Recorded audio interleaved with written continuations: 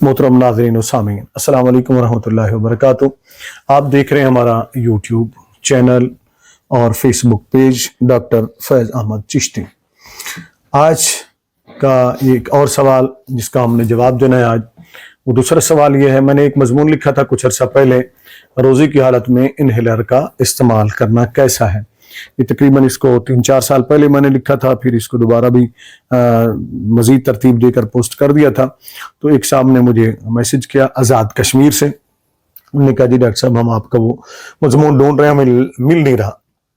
मैं सब तो उस को बड़ा आसान तरीका बता देता हूँ, अगर मेरे मज़ामीन ढूंढने हैं तो उस मौजू का उन्वान लिखें उर्दू के अंदर और आगे उर्दू के अंदर मेरा नाम लिख दें डॉक्टर फैज़ अहमद चिश्ती। गूगल पर सर्च करेंगे तो वो मौजू अगर मैंने लिखा होगा तो वो आपके सामने आ जाएगा मेरे ब्लॉग के ऊपर, और दीगर वेबसाइट्स पे भी दोस्तों ने लगाए हुए।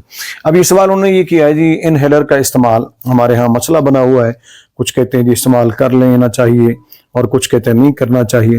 क्योंकि इनहेलर जो है ये अमूमी तौर पर जो दमे का मरीज होता है वो इसको इस्तेमाल करता है।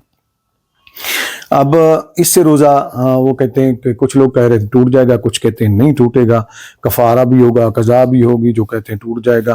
तो अब इसके बारे में थोड़ी सी उन्होंने कहा जी आप बता दें वीडियो के जरिए ही, ताकि हम दोस्तों को भी सुना दें, इस तरह आप तमाम दोस्तों तक भी पहुंच जाएगा। इसका जो जवाब मैंने लिखा था उसका खुलासा मैं पेश करता हूँ। देखिए, इनहेलर के इस्तेमाल से रोज़ा टूट जाएगा, ठीक है ना जी। अब आप इसको देख सकते हैं, दो हवाले में मुस्तनद दे देता हूँ।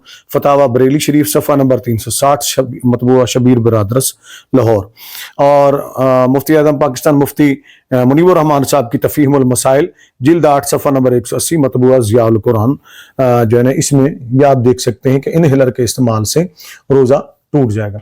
और चूंकि रोज़ा तोड़ना बीमारी के उज़ुर की वजह से है, इसलिए महज कज़ा होगी। अगर तकलीफ बढ़ गई और किसी ने मद्दमे का मरीज था, तकलीफ बढ़ गई, कोई और जरिया नहीं है ठीक होने का, कुछ इंजेक्शन भी मिलते हैं, अगर वो लगा लेते हैं ठीक हो जाता है, लेकिन मजबूरी ये थी इनहेलर इस्तेमाल करना पड़ा, तो ये मजबूरी की सूरत में रोज़ा तोड़ा गया। बीमारी की सूरत में उज़ुर है कि रोज़ा तोड़ा, तो इस पर सिर्फ कज़ा लाजिम होगी, कफ़ारा नहीं होगा।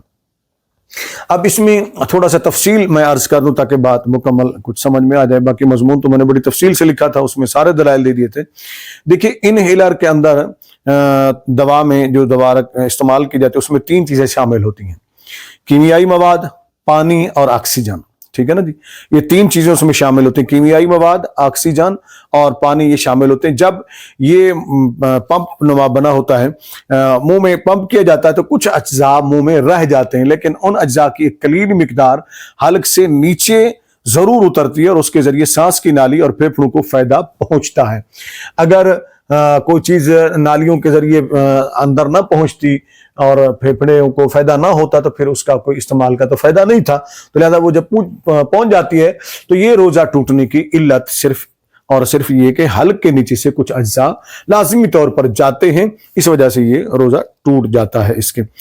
और मौजूदा जो तहकीक की गई है और उससे पहले वाली तहकीक के मुताबिक यही साबित है कि इसके जो इनहेलर का इस्तेमाल है, इसका अक्सर हिस्सा यानी 50 से 80% हल्क के ऊपर के हिस्से में जमा हो जाता है और फिर 50 से 80% दवा के कुछ हिस्से का हल्क के रास्ते से खाने की नाली के जरिए मैदा में पहुंचने का गालिब एहतमाल होता है, जिसकी वजह से ये रोजा इससे टूट जाता है।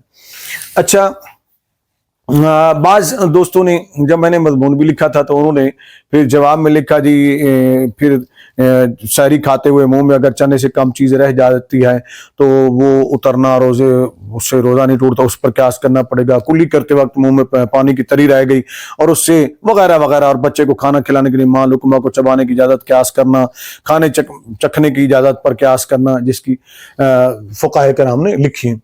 देखिए, गुजारिश ये है कि ये आप चीजें जो लिखते हैं ना,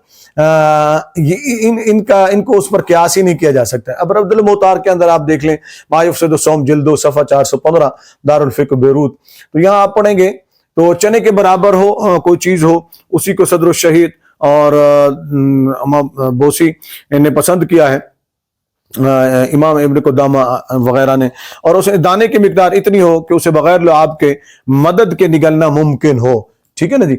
अब यहाँ वो क्या कह रहे हैं, अल्लामा हस्कफी अलैहि रहमतुल्लाहि तआला अलैह वो फरमाते हैं कि अगर कलील मिकदार हो دانے کی مقدار اتنی ہو کہ اسے بغیر لعاب کے مدد کے نکلنا ممکن ہو، تو اسی کو امام ابن حمام مستحسن قرار دیا، کیونکہ روزہ نہ ٹوٹنے کی علت یہ ہے کہ جس سے بچنا آسان نہ ہو۔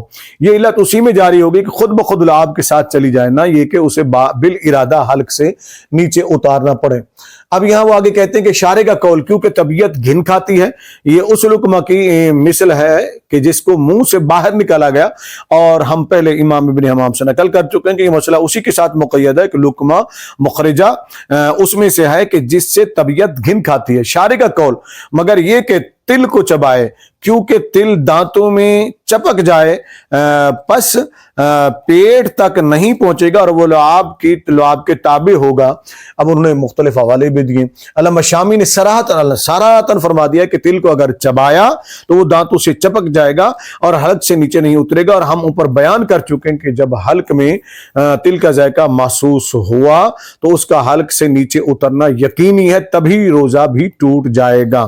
یہ آپ نے پہلا حوالہ نوٹ کیا۔